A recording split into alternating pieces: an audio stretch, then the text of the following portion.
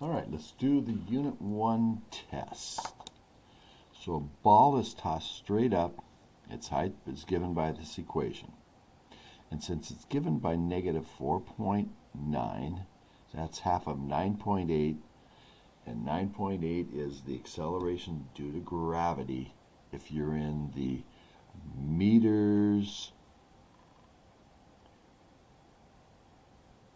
and seconds.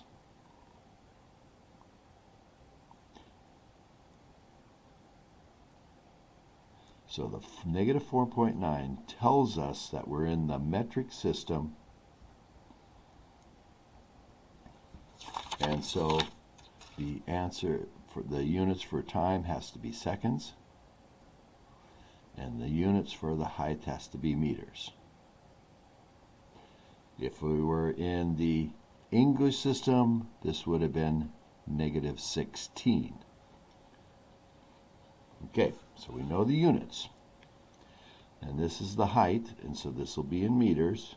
And we got to put 0.5 into this equation. Now you can work that out longhand, or I'm going to show you how to do it on a calculator shorthand. I'm going to go to y equals. Eventually we're going to have to graph this anyway, so I'm going to type in the equation. And I'm going to come up here and type in negative 4.9x squared plus 15x plus 5. Now, if I push graph, it looks like that. And if you're not getting that, push zoom 6, and you should get that graph. And it goes, the thing's going off the screen and coming back down. So, but if I go to second, the table set, in there, I can change it to ask. I can change it to auto by pressing enter on that one, or go to ask and press enter on that one. If you do that, and then go to the table, second graph,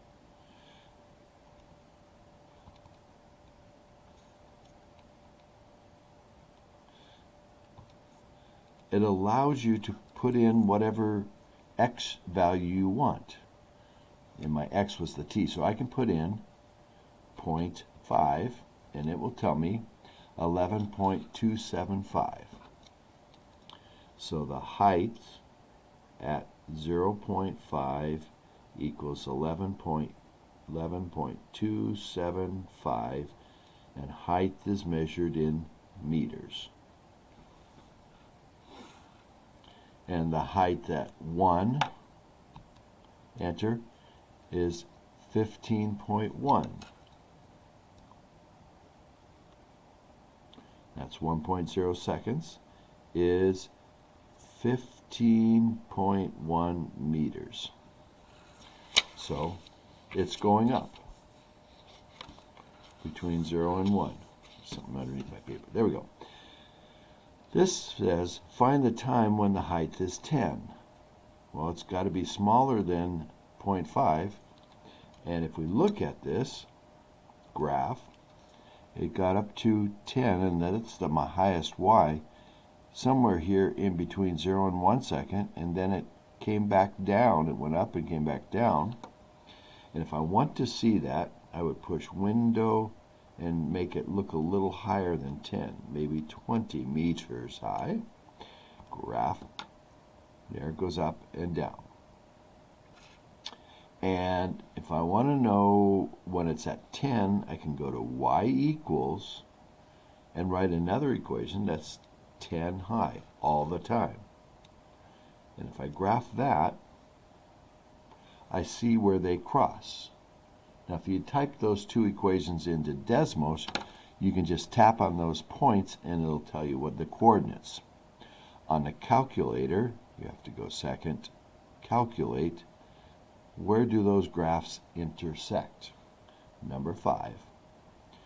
And it's asking me, is this one of the curves, this equation up here? And that's what I typed in, and that's the one I'm on. So I'm going to say yes by typing enter. Then it goes to the other line, this y equal 10, and says, is that one of your equations that you want to find the intersection of? And I'm going to press enter to say yes. Now it intersects in two places, and in doing this, I have to be close to this one if I want this one, or closer to this one if I want that one. Well, I'm close to that one already, so I can just press enter, and it says it's at 0.38. And that's the time. And the time is measured in seconds.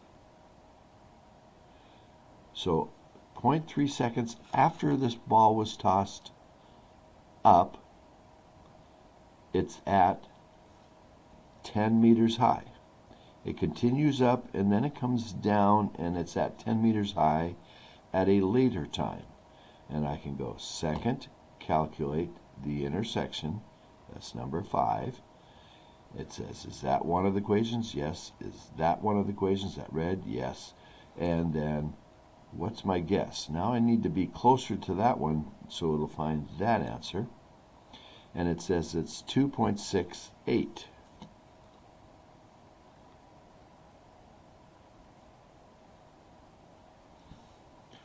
And so, now, if you decided to do this with the quadratic formula, let me do that for you, those of you who may have tried that and had problems. We want to know when the height determined by this equation is 10. So we're going to write negative, I'm going to write up here, negative 4.9 t squared plus 15t plus 5 has to come out to be 10.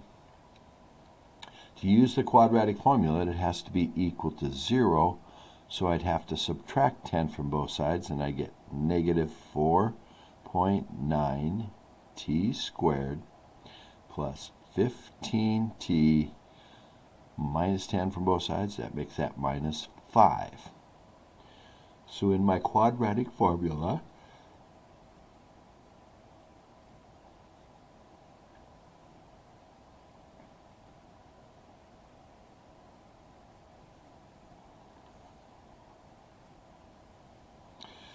I have to type in for every a, I'm going to put in negative 4.9. For every b, I'm going to put in 15. And for every c, I'm going to put in negative 5. And some of you struggle with doing that. So second quit. I'm going to type in the opposite of b, and this is all in the numerator. So you need, if you're doing it on a calculator, you need to put parentheses or use the fraction thing that the calculator can do. I'm going to go parenthesis. The opposite of 15 is negative 15. And I'm going to do the plus one first, plus the square root, and the b is squared, so I got 15 squared. If it was a negative number, I have to put parentheses around it, or it will mess up. Minus 4 parenthesis a is a negative 4.9. I'm enclosing it in parentheses so that negative gets tagged on in there and doesn't subtract or anything. And then I have to put in a negative 5, parenthesis, negative 5, close parenthesis. And then I'll move out of the square root, and then I have to close my parenthesis. On the older calculators, there's a parenthesis here, and then you have to put one there, and then one for the numerator, divided by, and then you have to put your denominator in parentheses to hold it together. Parenthesis 2 times, and I'll just not do times, I'll do parenthesis negative 4.9, close parenthesis. Close parenthesis. Got to put the parentheses around the 2 and the 8, hold it together. Okay, and if I press enter, I get that 0.38 that we talked about. And since I have it in here, I can move up on it, or I could have gone to second entry and it would bring it back, but if I press enter there, I got it back, and now I only need to change one thing to get the other answer. Put a minus there, not a negative, but a minus. Press enter and I get the 2.68.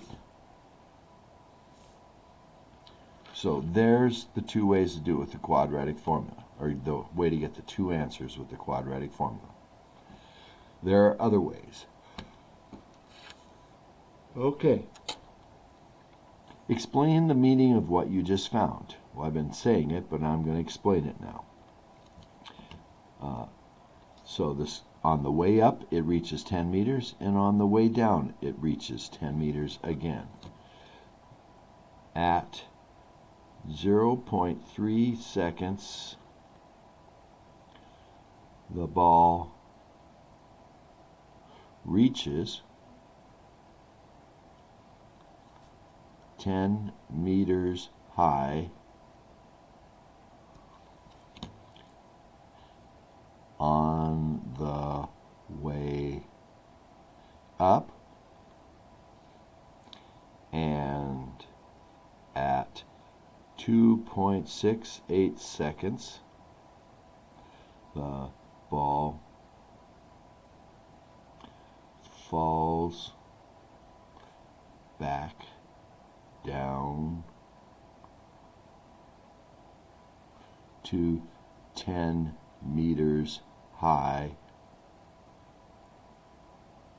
on its way down. Now that's probably more than you need to write, but I wanted to make it clear what really is going on there.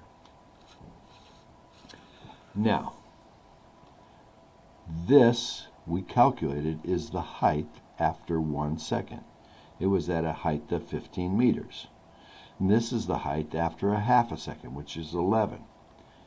Now, if I subtract the 11 from the 15, because it says the 15 minus the 11, I'm taking the higher minus the lower, and I'm finding out how much it went up between this time, when it was only that high, and this time when it was higher. So I'm finding the change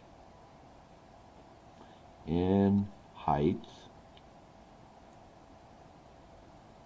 between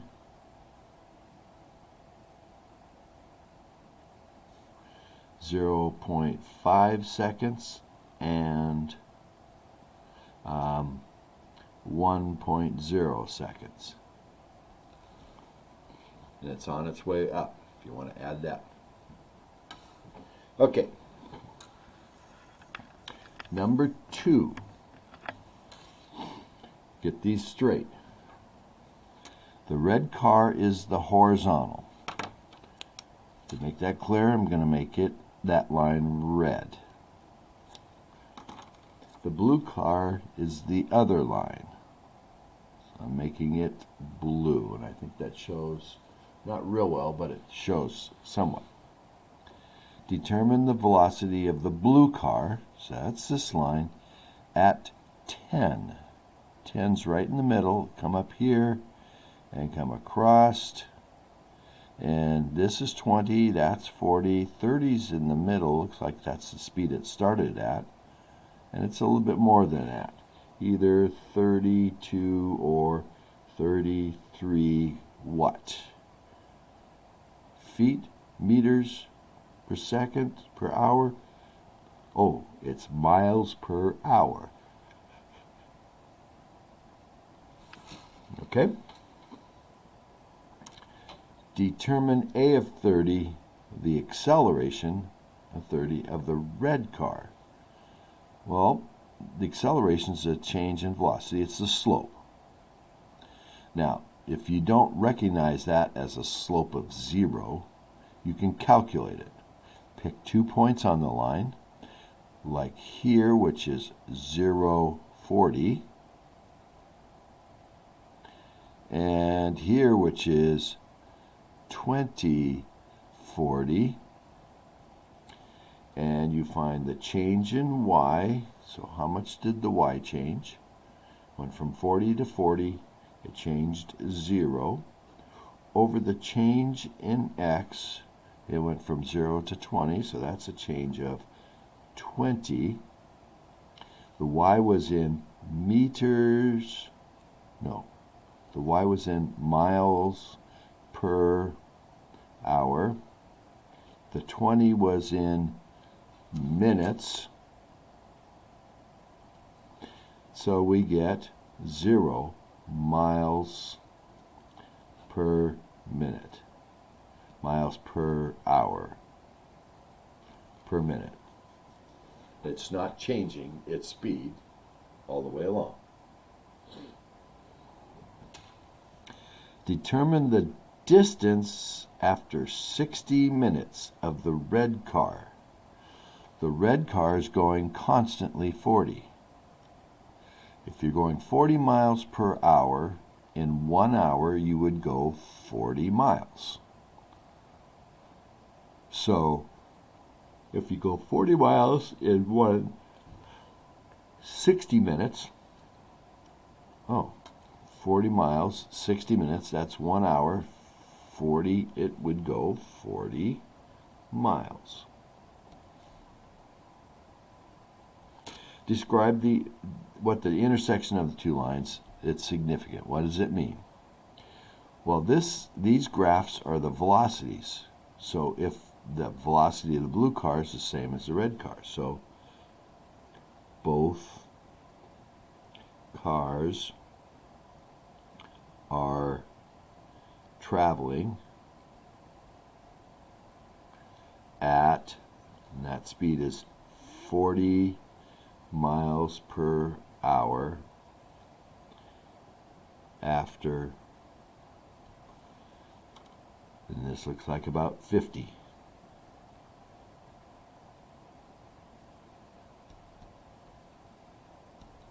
So after 50 minutes, they're both going the same speed and they're both going 40. They are not at the same place. If they started at the same time at the same place, blue one is going slower than the red one, and so it's going to get further and further behind red until it finally starts going faster than red, and then it'll start catching up. So at 50, the blue is behind the red car. Okay.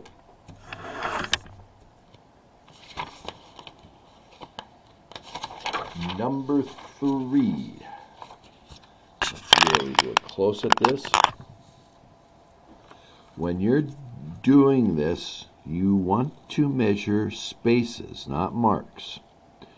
So if it starts there and ends there, there's 1 space, 2 space, 3, 4, 5, 6 by the time I get to there, and then 1, 2, 3, 1 space, 2 space, 3 space, 4 spaces to there, so I'm up to 10. 1 space, 2 space, 3 space, 4 space, another 4, so I'm up to 14. 1 space, 2 space, 3 space, 4, another 4. So 10 plus 4 plus 4 is 18 spaces. And those smallest spaces are 1/16 of an inch because it takes 16 of them to get to an inch. And we had 18 of them. 18s of 1/16 of an inch. So 18/16 or 9/8 or 1 1/8 inches. These are all inches. Okay. Now we can go back again a little bit. All right, if we have a 9-inch by 12-inch sheet of paper,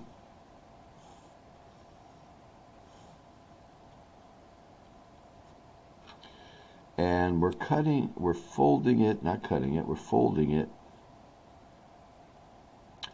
1 3/16 on the side, Then we're doing 1 3/16 here and 1 3/16 there and 1 3/16 down there. The length, this length of the paper is 12, but the box that we get, which is going to have this as the bottom, with the rest of it folded up at sides, is going to be 12 minus however much this is and the same amount there, and they're both 1 3/16. So I'm going to figure out what 2 times 1 3/16 is. Now you could change this to sixteenths and work it. I'm going to do it this way. 2 times 1 is 2, and 2 times 3/16 is 6/16, and 6/16 reduces to 3/8. So it's 2 3/8. This plus this, or this plus this, and I got to take that off of the 12 and off of the 9. So 12 minus 2 is 10, and I still have to take 3/8 more off. So I have to think of this as 9 plus 8/8, that's 10, minus the 3/8 and leaves 9 5/8 inches. Don't forget your units. The width will be 9 minus 2 3/8.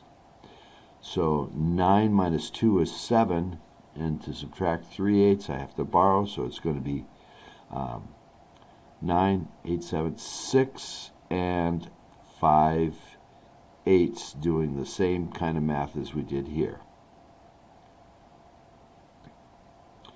And the height will be just how much I folded it, and that would be 1 3/16 inches.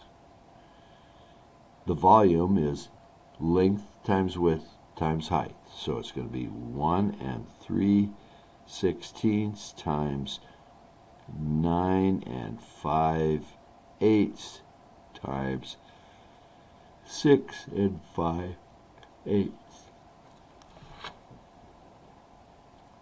which comes out to be, let's see, how do you type that in on a calculator?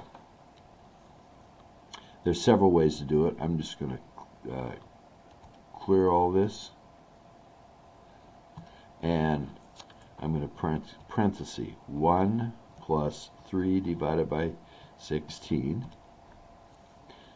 times 9 plus 5 divided by 8 times 6 plus 5 divided by 8. 75.72.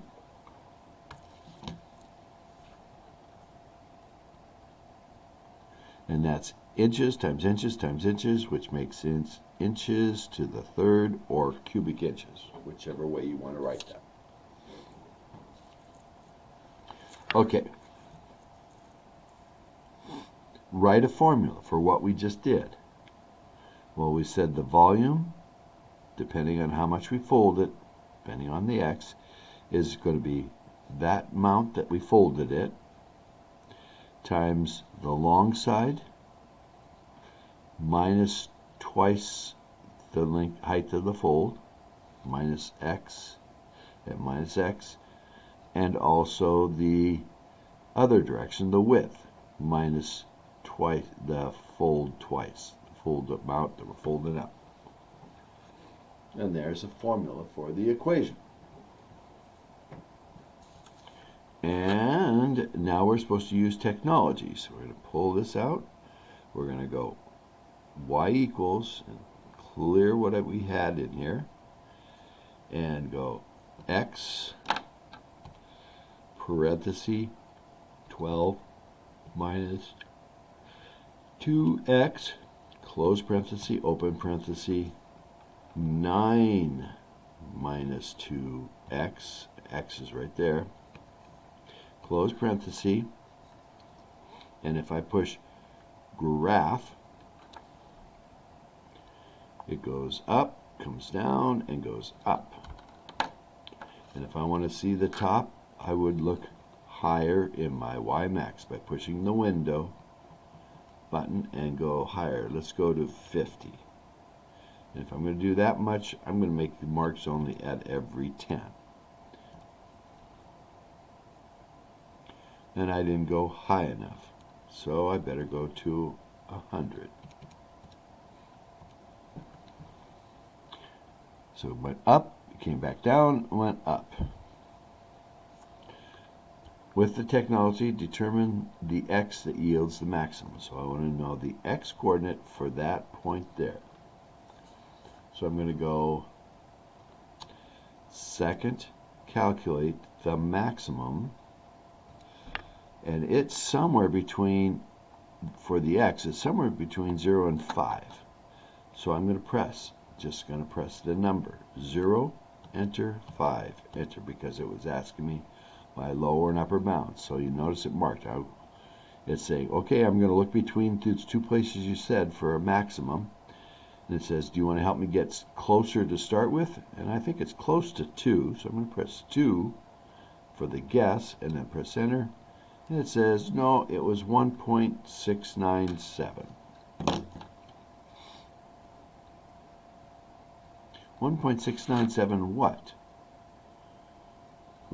That's x. That's how wide a strip we need to fold up. That must be in inches because we were doing this in inches. Then it says, what is the maximum volume? Well, that's the y, which is 81.87.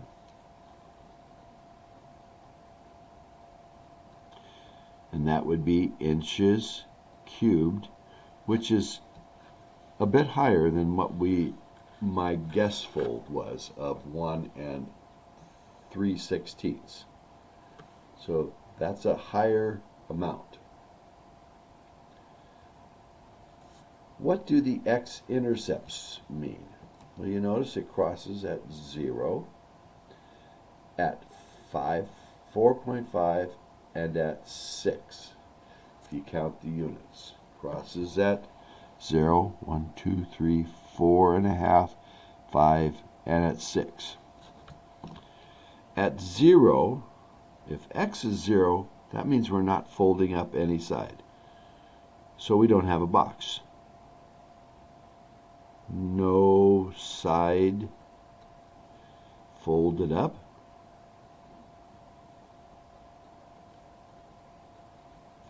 So 0 volume. Next one was at 4.5. 4.5 inches happens to be half of 9, and it's not coincidental, it's gonna happen that way. So if you fold this paper this way, if you fold 4.5 up on this side and 4.5, you get the whole 9. So 4.5 inches is half of 9-inch width, which leaves no bottom to the box.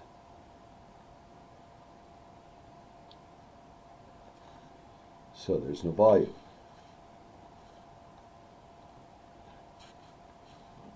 If you fold it lengthwise, right in half, then it would be 6 you're folding up. And that's the other x-intercept. Half of 12 inches length,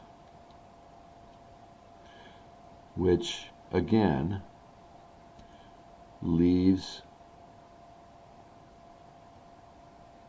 no bottom to the box. Okay, and then they want to know what makes sense for the x values in this volume equation? Well, you can fold up to 0. You can't fold 0 up. And if you fold 4.5, you're not going to get a box. So, and anything more than that, we get negative or positive, but you wouldn't be able to do it on the width. So, the only values for x that make sense are somewhere between 0 and 4.5 inches.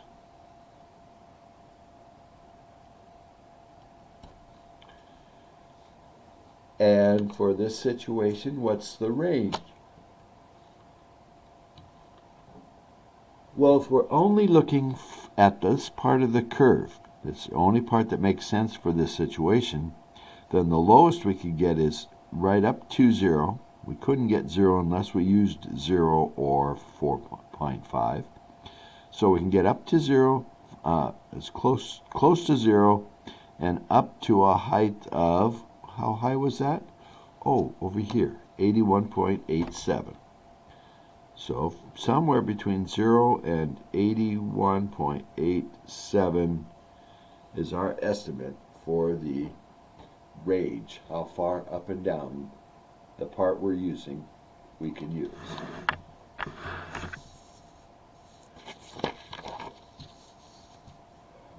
Next question. If you pour water into a big pan, it fills up slowly. If you put it in a glass, it fills up much faster, even though the water's running at the same speed, because it doesn't have to fill as much. So if you have a vase that's wide at the bottom and then gets narrower, it's going to be slow filling up as time passes. It's going to be slow filling up until it gets to where it's skinnier, and then it's going to speed up. And if it's straight, it's going to be going up at a constant speed. Now this one starts slow just like this one, but it never goes to a straight line. It's always curving up. This one also starts with a wide base, so it's going to start out going slow, but it's going to go faster here because it's skinny. And then when we get up in here, it's going to slow down again. It's still going to go up, but it's going to go up more slowly. Okay. Now, I'm going to take and do this kind of like I was showing today in class. 25 miles on 1 gallon of gas. Or this also means that 1 gallon of gas will move me 25 miles.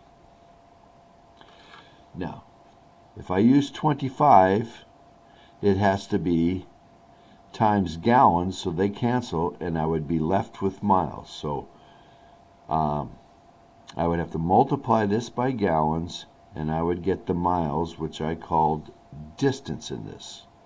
So d as a function of g is 25g. Now if I write it this way, I'm going to be multiplying by the miles, which is a distance, and the miles will cancel, and I will be left with gallons. So I'm looking now at g as a function of d. G as a function of d is right there, and it would be 1 over 25 times d.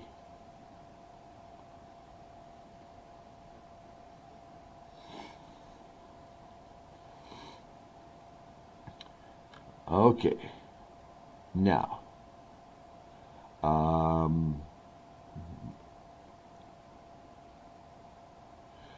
got the 65 miles per hour. So 65 miles, and in 1 hour, or 1 hour you go 65 miles. This one I would multiply by time, hours, time, because time in hours, the hours would cancel, and I'd be left with miles, which is D. So D as a function of t. So, there's D as a function of t, and it says take 65 over 1 times t.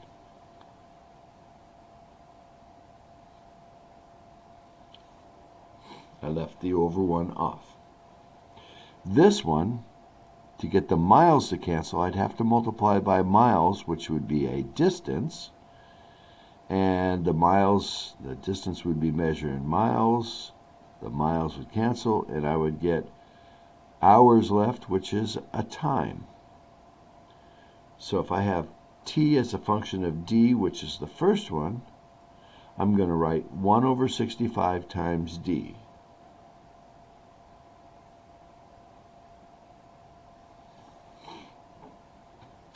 And finally, t of g. Well, this one had miles in it, and this one has miles in it. This has no miles. It has gallons and time. So I got to look for a way to get to that, starting with g. Well, the only one of these that starts with g is this one. So if I write down 25g, 25g gives me a distance. This is equivalent to a d, and now I need a function that takes d and makes t.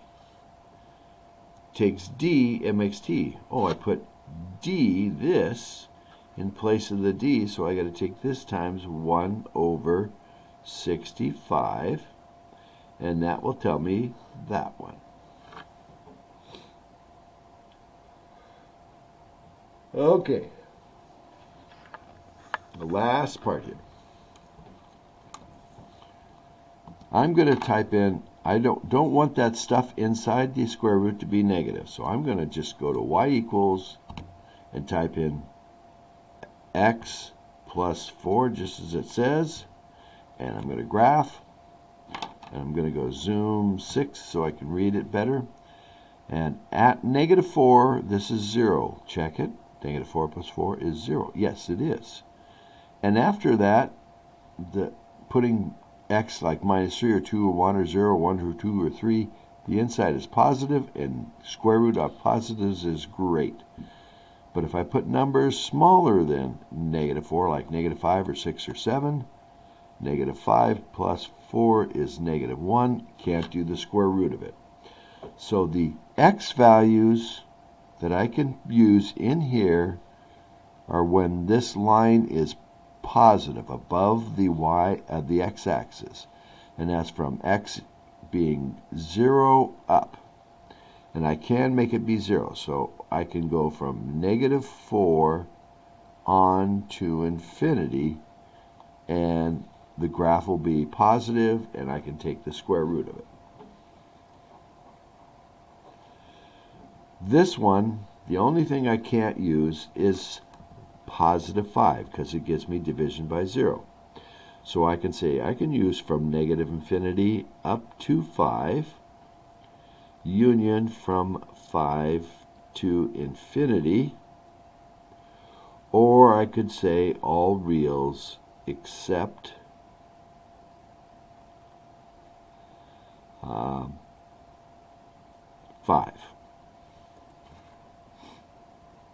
I could do it in this notation. Set whose elements are numbers such that the numbers are not equal to 5. Okay. This one. Well, I have division, so the denominator can't be 0. So I can't let x be 0. X cannot equal 0. And then I have the square root. And that means it has to be positive, or 0, but we can't use 0 because of the other problem, division, so it's just got to be, x has got to be greater than 0. So that's from 0 to infinity. And set builder notation.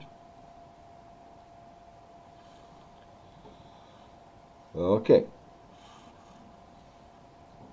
D. I've got to put something in for x in f. Well, I could put any of these kind of numbers from -4 and use it on to infinity. And I can put it in there and I'll get answers from this. And what kind of answers will I get? Let's graph it. So I need to add in here 5 plus the square root of all this stuff. X plus 4, that's probably easier, and then I'll just go out here and delete this. If I graph that, it looks like that. And does it ever, so for our -4 up, I get these kind of values. But I can't use a number if it comes out to be 5. So I'm going to go to y equal and say, I don't want it to equal 5. So, oh, looks like they hit right at -4. -4 in here would cause this to be 0, and I would get 5, and I can't use it. So, I can't use -4, but I can use everything above it. Now, this I can use 4, but in this I can't. And so now it's from -4 to infinity. Unlike this one, which was including -4. Now this one, x squared. Well, I presume you know what x squared looks like. And so if I put x squared in for the x's here, then I have 5 plus the square root of parenthesis x plus 4. And when I graph it, it works from negative, let's see,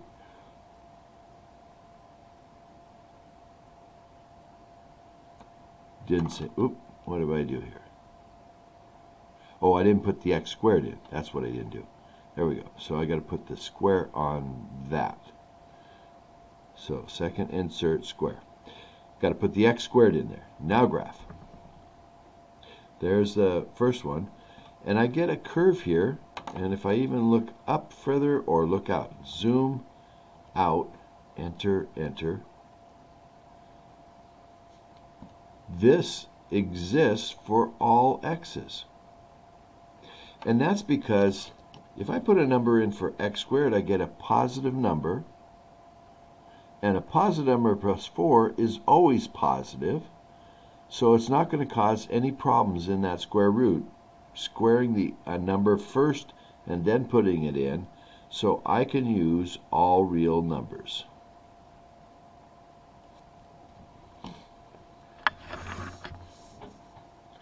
Okay. Last page. It says, use 1 in f. 3 times 1 is 3 minus 5 is -2. So I need to find g of -2. -2 into g produces 2. So there's the answer to the first one.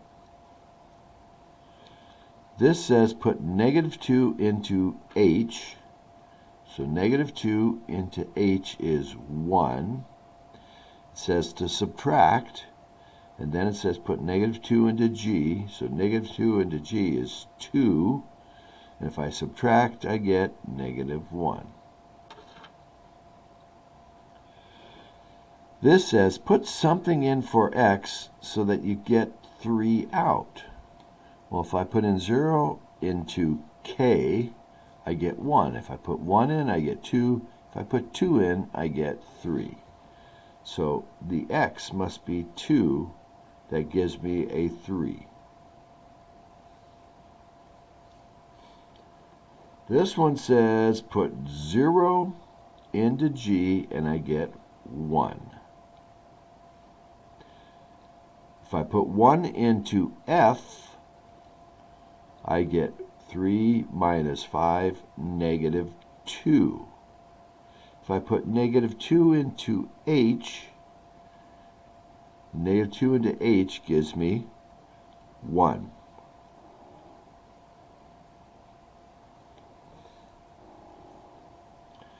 F inverse. So that's this. So we do the swap. We write y equals 3x minus 5. Swap the y and x.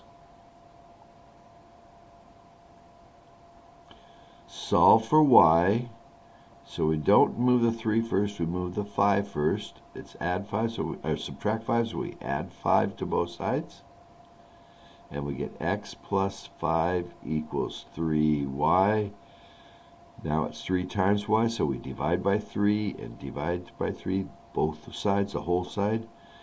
And we get y is equal to x plus 5 over 3, and that's the inverse.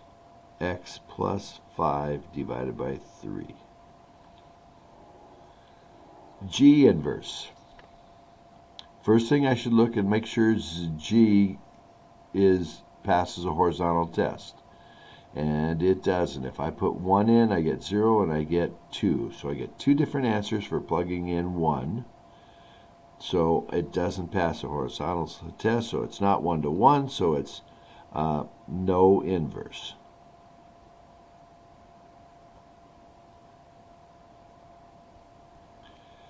Now H.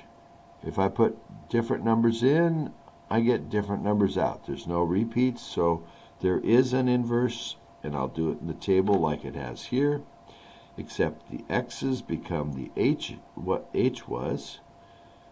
1, 2, 3, 5, 6. And my new x's become the old x's. H inverse of x. I get out minus 2 minus 1, 0, 1, 2. That one is 1 to 1. Now we're supposed to put 3 into G's inverse. Oh, but G doesn't have an inverse, so we can't do it.